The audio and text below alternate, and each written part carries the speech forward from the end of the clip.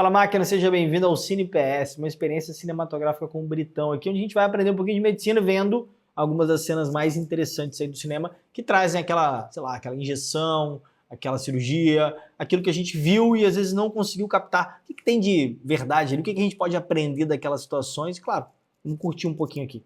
No vídeo de hoje a gente vai falar sobre Pulp Fiction. Você já viu Pulp Fiction? Vamos dar uma olhada aqui.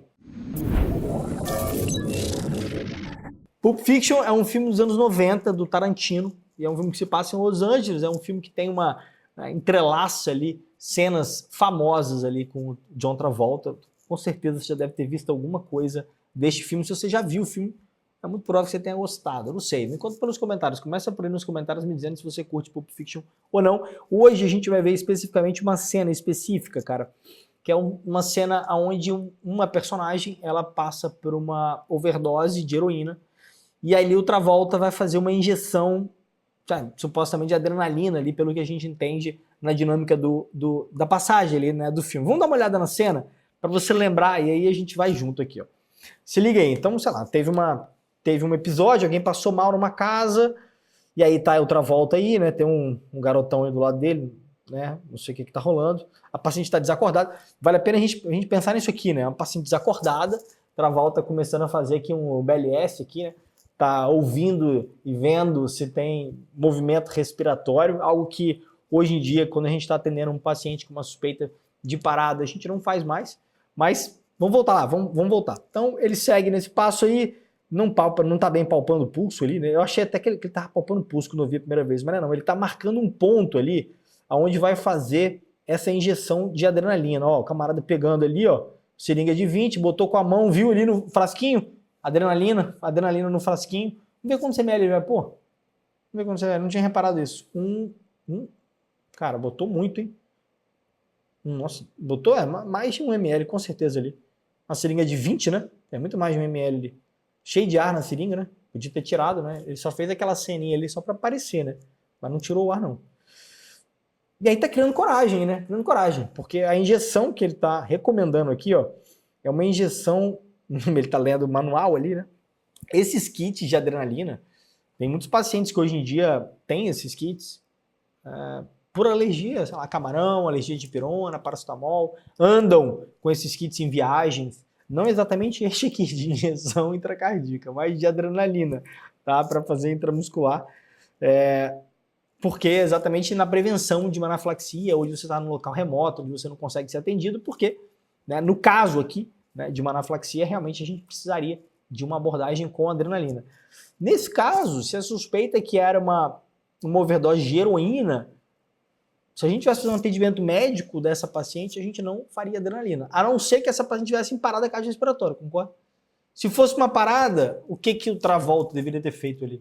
Né? Ele deveria ter começado o RCP, né? Deveria ter começado as compressões, pedido para o amigo chamar uma ambulância, com DEA, por exemplo, para fazer o melhor atendimento possível. Imaginando uma cena intra-hospitalar, e iniciar RCP, ventilação e programar a adrenalina a cada 3, 5 minutos. Ou seja, pensando na ideia de uma parada. Indo para uma overdose, a gente teria que usar outra medicação, né, no cenário intra-hospitalar. A gente vai falar um pouquinho dela, vamos ficar até o final aqui. Tá ganhando coragem, né? Tá ganhando coragem para dar aquela... Meu Deus do céu.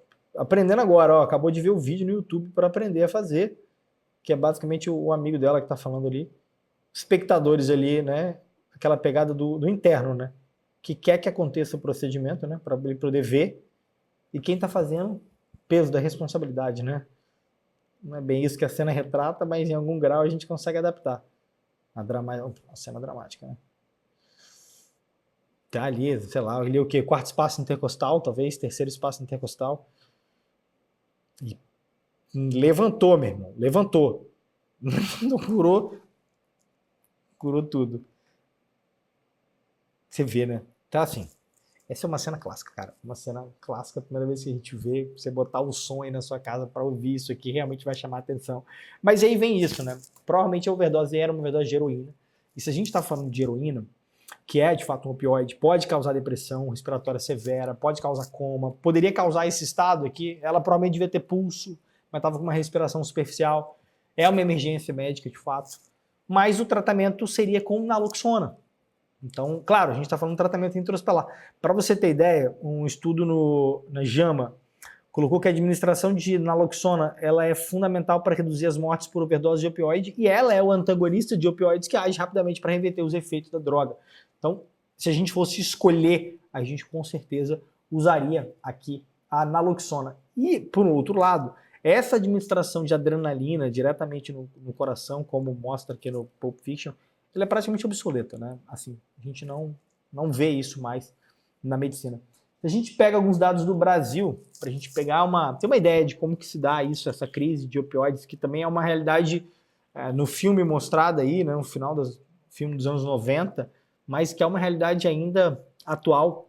No Ministério da Saúde, a gente teve um aumento significativo dos casos de overdose dos últimos anos. Em 2022, para você ter ideia, isso aqui é dados do Ministério da Saúde, foram mais de 12 mil casos de intoxicação de opioides em emergências hospitalares.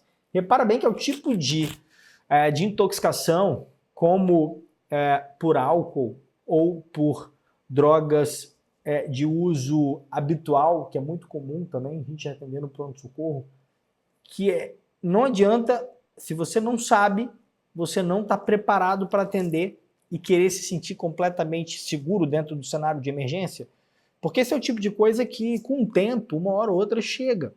Né? Se você está de plantão no local onde você está sozinho, onde você é médico único, é questão de tempo para você atender uma intoxicação. Talvez não por heroína, mas por cocaína ou por outra droga ou por alguma substância de uso habitual ali, um paciente que se intoxicou porque tomou várias vezes o mesmo remédio, uma tentativa de autoextermínio, que seja, mas é o tipo de coisa que a gente ia saber. Né? Uma orientação que vale muito a pena, aqui do ponto de vista até de atendimento, normalmente, né, os centros, né, urbanos, você consegue entrar em contato com o Toxem.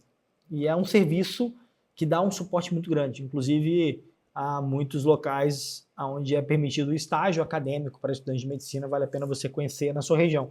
Se a gente fosse transformar agora, trazer isso aqui para dentro do PS Zerado, né? Se a gente fosse tentar pegar o que mais importa aí de overdose de heroína, vamos tentar separar em alguns aspectos aqui, pelo menos 4 aspectos que eu entendo que são os mais relevantes e são os aspectos que a gente sempre trata dentro do programa, dentro das nossas aulas, que é fisiopatologia, apresentação clínica, diagnóstico e tratamento. Fisiopatologia, a gente já até discutiu em algum grau aqui, no caso da heroína, uma depressão significativa do sistema nervoso central, supressão da respiração, e aí, obviamente, esse paciente pode evoluir coma, morte, todas essas alterações cerebrais condizentes com isso.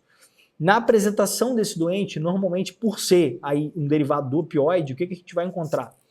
Claro, estados de inconsciência, torpor, mas um detalhe, pupilas contraídas, então pupilas mióticas, respiração lenta, cianose, ou seja, são sinais aqui que vão ajudar a gente a identificar ou levantar a suspeita aqui de uma intoxicação por um opioide. Claro que muitas vezes isso na cena do atendimento de urgência e emergência é difícil a gente saber, porque depende de como essa paciente chegou. Ela foi trazida por alguém sabe contar a história, tem algum familiar, tem algum amigo, ou seja, às vezes a gente tem muita dificuldade de encontrar imediatamente qual que foi o tóxico ali usado, porém algumas características da história clínica, como a gente falou, por exemplo, pupilas mióticas, poderia diferenciar aqui de um uso de uma outra substância, por exemplo. O diagnóstico aqui, como eu falei, então é clínico. Essa aqui é a grande dificuldade. Obviamente, é possível fazer um exame laboratorial? Sim, mas quanto tempo vai demorar? E aí, o que eu vou fazer até lá? Vou ficar esperando? Então, os exames eles podem ser solicitados. Em muitos locais você não vai ter acesso também. Pensa na UPA da sua cidade, você consegue fazer um exame toxicológico lá para você ver logo mais o que esse paciente usou. Então, muitas vezes o diagnóstico é clínico e o que mais nos ajuda a chegar ao diagnóstico é a história, não só da doente, porque às vezes o paciente nem consegue relatar a história, mas das pessoas que estão ao entorno e que encontraram essa paciente. A gente já resolveu, já tive a oportunidade de estar no pronto-socorro atendendo um caso de intoxicação e basicamente o que a gente resolveu da história foi no bolsa e bolso do paciente que a gente encontrou as cartelas de medicação que ele havia usado e aí a gente, obviamente, suspeitou e confirmou a intoxicação que a gente havia levantado como primeira hipótese. E o tratamento aqui imediatamente envolve a administração de naloxona e, obviamente, suporte ventilatório ou cardíaco, dependendo do grau aqui que você pode encontrar essa paciente. Claro, se estivesse falando de uma parada cardiorrespiratória, a gente estaria falando também de suporte, né, ventilatório e hemodinâmico com RCP. Mas naloxona é a droga que vale a pena a gente lembrar. É uma recuperação, claro, vai depender muito do tempo, vai depender da lesão, mas pensando aqui numa intoxicação que você estivesse rapidamente atendendo, a naloxona seria uma droga que poderia reverter este quadro. Acho que o que mais me pega aqui, eu quero sempre tentar trazer alguma reflexão para esse tipo de conteúdo. A gente vê ali uma coisa que é muito comum e muito real se a gente estivesse vendo uma cena dentro de um hospital, né? Principalmente quando a gente imagina nós mesmos atendendo esse paciente. Imagina você no seu primeiro plantão atendendo um caso como esse, né? Uma paciente numa overdose de cocaína, de heroína, uma paciente intoxicada, em parada cardiorrespiratória. Essa cena, esse atendimento, ele é um atendimento que ele demanda de você um controle emocional. Você via ali que a cena estava toda tensa, o Travolta segurando a seringa e pensando que horas que ele ia fazer aquele procedimento, ele se ia ou não ia, as pessoas em volta ali esperando o que vai acontecer, porque a responsabilidade é sua. A responsabilidade na hora é sua, por isso que a gente diz muitas vezes que o carimbo pesa, né? Dentro do internato, às vezes a gente perde um pouco esse senso de responsabilidade. Mas quando o carimbo é nosso, quando o paciente é nosso, quando a gente está de fato fazendo o atendimento, por mais que a gente saiba que aquilo é o certo, a gente pode encontrar bastante dificuldade em fazê-lo. Beleza? Se você, meu amigo, curtiu essa série, recomenda para mim um filme, diga para mim a cena que tem nesse filme que você gostaria que eu comentasse, que eu vou trazer aqui para essa nossa série aqui, CinePS. Beleza? Não deixa de compartilhar, não deixe de deixar os seus comentários aqui e a gente se vê no próximo.